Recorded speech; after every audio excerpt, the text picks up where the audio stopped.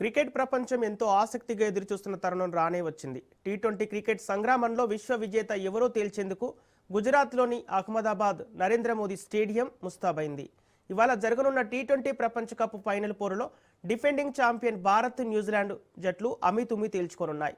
2024లో సాధించిన టైటిల్ను నిలబెట్టుకొని మూడోసారి విశ్వ విజేతగా నిలిచేందుకు సూర్యకుమార్ యాదవ్ నేతృత్వంలోని టీమిండియా ఉవ్విళ్లూరుతుండగా, మరోవైపు తమ తొలి టైటిల్ కళాసాకారం చేసుకోవాలని కివీస్ పట్టుదలగా ఉంది.